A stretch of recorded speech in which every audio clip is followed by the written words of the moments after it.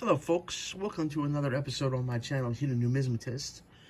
In today's video I want to talk about the Susan B. Anthony Dollar, which is a very short-lived series, which I'll get into during the video when I explain the history behind the coins, and also why it was so short-lived. Let's get started.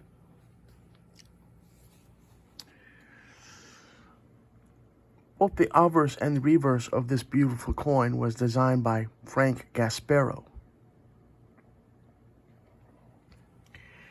And they started in 1979. Philadelphia, Denver, and San Francisco struck them. And there are a few cool varieties, if you will, regarding this series. And the first one is the thickness of the rim, and therefore the distance that the date is from the rim. This is the far date because the rim is thin, struck in Philadelphia. And then you have the near date because the rim is thicker, and here it's thinner. So the date is, therefore, since the rim is thicker, it's closer to the dates. Far date, near date, as they call them. And then the 79 Denver doesn't have such a variety. No varieties there.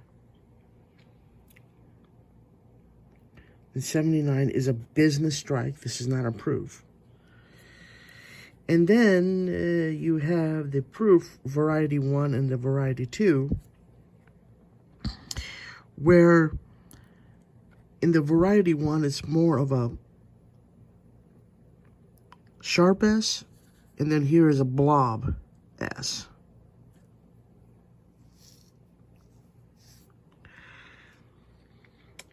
And then in 1980, the Philadelphia Mint and the Denver Mint struck it, as you can see.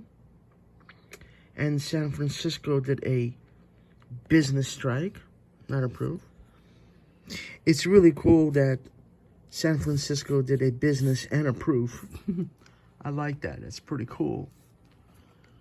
And here is the ADS proof. There's an 81p. And all of these coins, Philadelphia, Denver, Census, like Philadelphia's, have the mint marks. Versus in some series, Philadelphia's mint mark is left off because it's mother mint.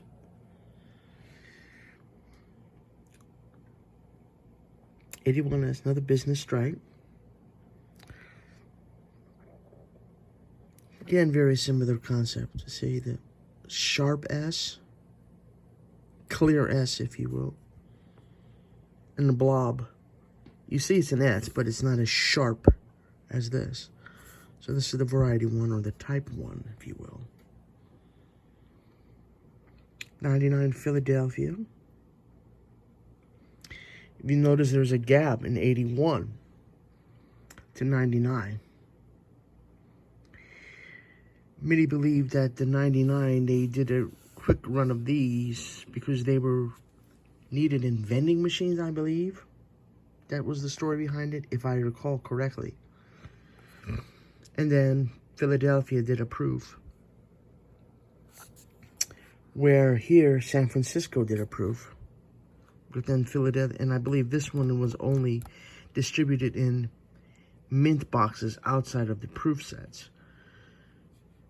I believe this was also available in proof sets.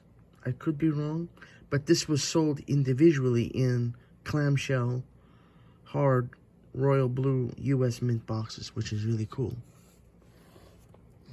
And then here I'd just like to include a little photo of Susan B., the sweetheart that was activated for women's rights. And unfortunately, the sticker won't stick all the way. And then I included a little informational here regarding them. I'll hover this and you folks can read that. And these are the mintage figures. There are really no key dates or tough coins. No stoppers. Very easy set to do. The reverse is the Apollo 11 landing. That's beautiful. We have never liked, American citizens never really cared for the dollar. We just didn't. We tried to get it going again with the Eisenhower. But unfortunately, we just never really cared for it. But then again, the mint was saying, well, if we struck a coin that was physically smaller, because right before the Susan B. Anthony was the Eisenhower dollar, as many of you know. That wasn't very popular either. It's a beautiful coin. But Americans said it was large, it was clumsy, way down their pockets. So we said, well, shoot, why don't we go to a smaller dollar? And this was short-lived because many people got this confused with a quarter. And this was signed into legislation by Jimmy Carter. And because it was under the Jimmy Carter administration, his presidency, many Americans refer to as the Carter quarter, I believe. They made fun, it's a little pun that they did on him because they just really didn't care for it. They said, well, if we put a little, I think, 12-sided design on the obverse and reverse, that maybe folks will not get it confused with a quarter. It didn't work, unfortunately, and people still got it confused. So they were spending these as if they were, because they thought they were quarters. So they were losing, what, 75 cents in the deal, in the transaction. So we stopped in 99. We did it for 1 year in 80, last year in 81, and then to satisfy vending machine demands, we did the business. And of course, you know, since we're going to strike those, we got to do proof sets, so we struck a proof. But we never really cared for the dollar. And as you'll see in other videos, I plan on doing a video of my Sacagawea of Native American dollars. I love those as well. And as you all know, the presidential dollars weren't even successful either.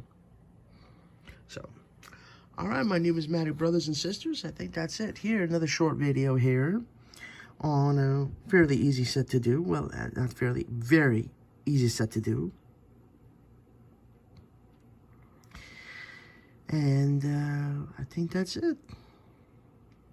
Here's a little biography of Susan Brownell Anthony.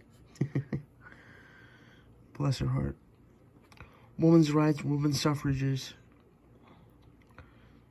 anti-slavery, the right to vote, all that good stuff for women.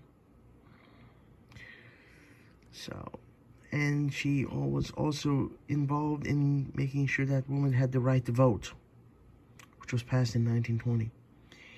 And this is all copper nickel. No silver in these. So, all right. Well, if you have any thoughts, questions, suggestions, what have you, please share them in the comment section below, as I always enjoy having a dialogue with my numismatic friends. And this is Dansco stock number 8180. Anytime it starts with an 8, you know that Dansco, it holds the proofs. If the Dansco 4-digit number starts with a 7, it's only business strikes. But this holds the business and the proofs. All right. You have a wonderful, blessed day, evening, morning, wherever you are in this beautiful world. Be kind to each other. And may God bless you all. Bye-bye.